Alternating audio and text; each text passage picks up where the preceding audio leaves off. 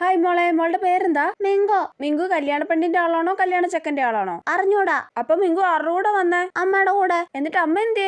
അവിടെ ഉണ്ടല്ലോ. ഓ, ആ ആന്റിയുടെ മോളാണോ മിങ്കു? ആ. ചേച്ചിയുടെ പേരെന്താ? ആ, എന്റെ പേര് നീതുമോളെന്നാ. ചേച്ചി ഇടി കൂടാറുണ്ടോ?